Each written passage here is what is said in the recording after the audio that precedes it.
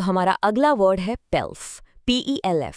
पेल्फ एक नाउन है और इसका मतलब होता है पैसा, लेकिन खास तौर पर वो पैसा जो बेईमानी से या गलत तरीके से कमाया गया हो। चलो इसको ना कुछ एग्जाम्पल से और आसानी से समझते हैं।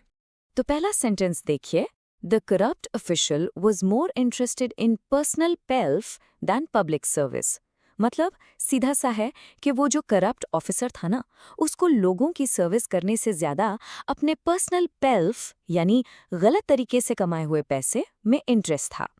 तो इस कॉन्टेक्स्ट में पेल्फ का मतलब हो गया रिश्वत या घोटाले का पैसा। ओके, अब अगला सेंटेंस देखते हैं। He amassed his pelf through years of shady business deals।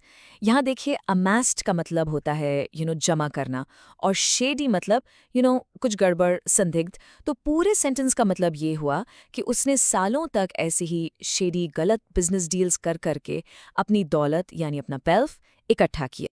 एक और एग्जाम्पल देखते हैं, थोड़ा अलग। The pirate's treasure chest was filled with gold, jewels and other pelf। अब ये तो काफी सिंपल है राइट, कि जो पायरेट का खजाना था उसका चेस्ट सोने, हीरों और बाकी पेल्फ से भरा था, मतलब जो भी लूट का सामान था उससे।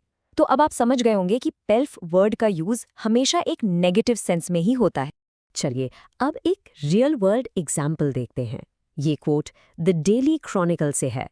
The investigation revealed a network of politicians trading influence for pelf। यानी इन्वेस्टिगेशन से पता चला कि पॉलिटिशियंस का एक पूरा नेटवर्क था जो अपनी इन्फ्लुएंस का इस्तेमाल कर रहे थे। बदले में क्या ले रहे थे? पेल्फ, मतलब रिश्वत के बदले अपना इन्फ्लुएंस बेच रहे थे। तो चलिए अब पेल्फ के कुछ सिनोनिम्स और एंटोनिम्स भी देख लेते हैं ताकि कॉन्सेप्ट और क्लियर हो जाए।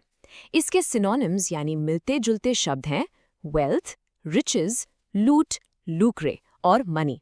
ये सारे ही पैसे या दौलत से रिलेटेड है। और इसके एंटोनिम्स यानी इसके ऑपोजिट वर्ड्स, इसके विलोम शब्द हैं चैरिटी, डोनेशन, गिफ्ट और बेनेवलेंस।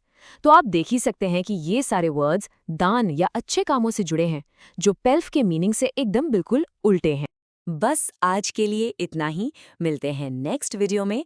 Happy learning, bye bye.